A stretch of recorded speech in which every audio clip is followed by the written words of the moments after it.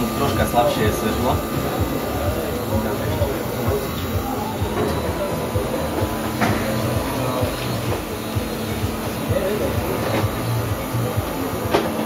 Vidíte rozklad napätí.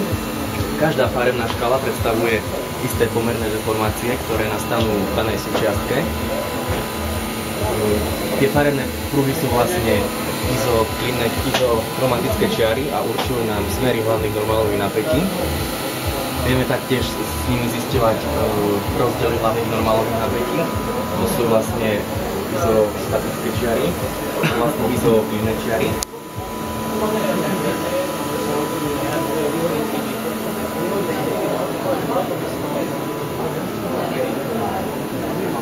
Naša fakulta vlastne vyvíjala software Photostress, vďaka ktorému vieme dané snímky priamo do počítača alebo riešiť priamo zapojení cez kameru. Čiže tam dve možnosti online alebo offline.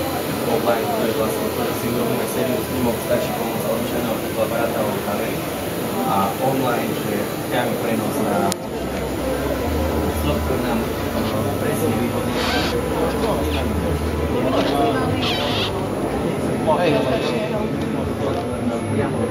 Ja hlavno mislim da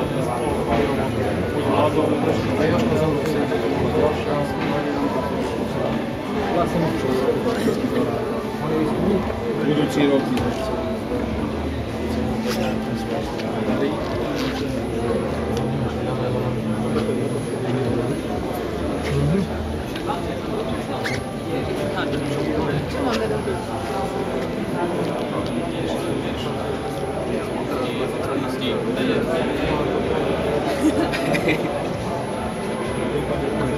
Klik, tlačku 6.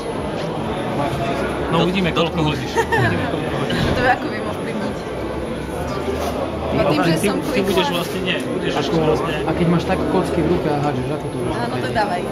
No. To natiahneš. Ale poď bližšie, prosím ťa, tu, by nestratil pri počítači. Teraz musíš čakať asi zaberať. Ešte nemám hlavu, že veľmi urobiť nejaký normálny tvar. Málo ľudí z Vardy pamätá do toho. A presne, ale už bola špinavá, tričko. už bola špinavá a ubitá. A tiež nie je jednoduché vtedy.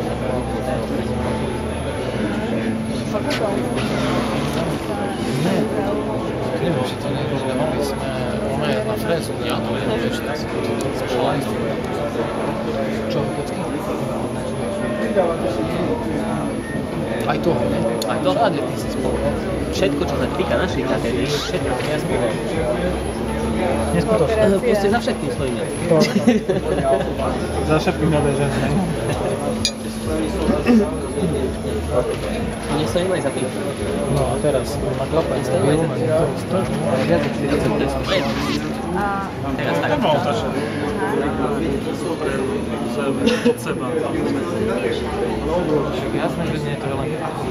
No a hoď teraz. To, z ktorej polohy ty hodíš, keď točíš. A ako hodím? No, otoč mobil.